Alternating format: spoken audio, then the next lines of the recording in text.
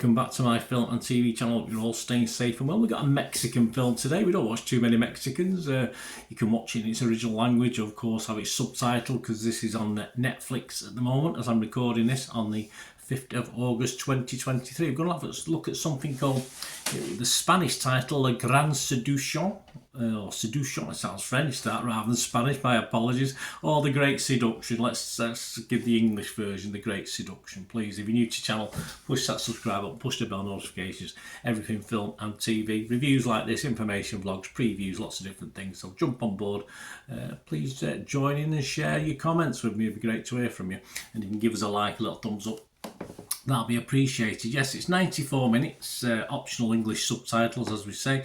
The dubbing's fine. Dubbing's fine on this. Sometimes it's not, but it's fine on this one. And it's a Mexican comedy film directed by Celso R. Garcia, who's reasonably well known, I believe, not familiar to me, who co-wrote this with Luciana Herrera Caso, a Spanish language remake of a 2003 film, Seducing Dr. Lewis. Now, I've not seen that, so obviously that might have a bearing on whether this is any good or not, but be careful. If you've watched the original, it might not be the same. Or appeal the same, or I've seen a couple of reviews where they said obviously it's that the original is very, very good and this isn't quite up to it. But if you haven't seen the original, it doesn't matter, does it? This stars Memo Villegas, Pierre Luis and Yalitza Aparicio, amongst others, and it's about a little fishing island of Santa Maria del Mar. Sounds good, doesn't it? Perhaps it sounds better than it perhaps looks. Industrialisation is taking place. It puts an end to the economic activity. They're all fishermen. However, a fish packing company seeks to establish itself in the town, giving hope to the inhabitants. But the packing company asks for a requirement to establish itself, a doctor who lives on the island. And that's the problem.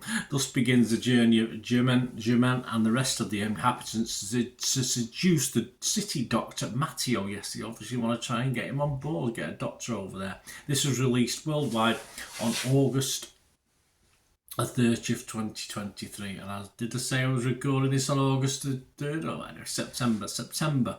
I'm recording this September the 5th, 2023. So this is now on Netflix. What about the critics? Well, there's a few critics. Roger Moore from Movie Nation, he saw the original and wasn't overly impressed with this one. He said a small problem with the earlier versions of this story becomes a bigger one here. Too many laughs or potential laughs are left on the table. Okay, well, maybe smile quite a few times.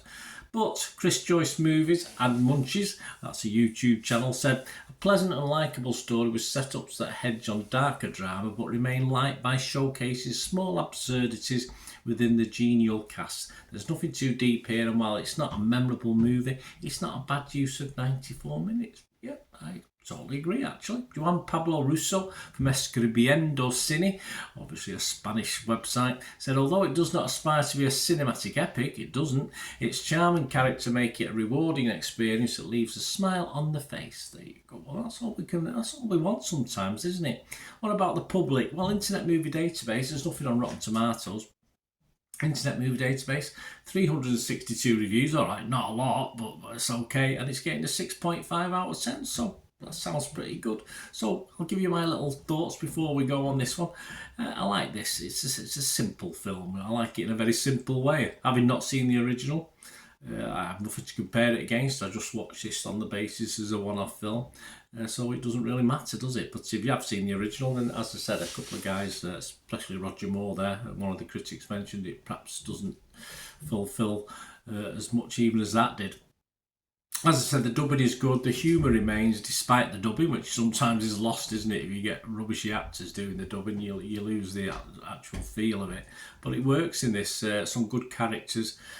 Unknowns, of course, guys I don't recognise because I don't watch many Mexican films, but they do a very, very good job, and it has that feel of just a nice little quirky movie that we, the British perhaps, and the Irish do so well on, these smaller budget films, these little family dramas, little dramas that we've created over here in the UK and Ireland. It has that little feel to it. Which is good, is a plus point for me. Nicely shot, not the prettiest island, as I said, I'm being a bit cruel, not the prettiest island to look at, but I'd move there tomorrow, to be honest with you, even though it's not the prettiest. It's certainly had appeal to me watching it, and it was nice to see. Just a nice, calming, at times puts a smile on your face watch. My little scores for this one, of course, I'm going to give this the same as Internet Movie Database at the moment. I'm going to give it a 6.5 out of 10. Rotten Tomatoes, I'll be fresh, and Metacritic, the other site I tend to look and quote from. I will be positive with this. So, well, let me know what you think, guys. As I say, there's no fancy big budget with this one. Just a nice, calming, funny, pleasant enough watch. Perhaps the ending, perhaps a bit not quite as good as some of the build up to it, but it was fine. It was fine. It's poignant. It was okay. Thanks for watching, guys. Let me know what you think. It'd be great to hear from you. Till we meet again, that's one thing, don't I? Please stay safe, everyone. Bye for now.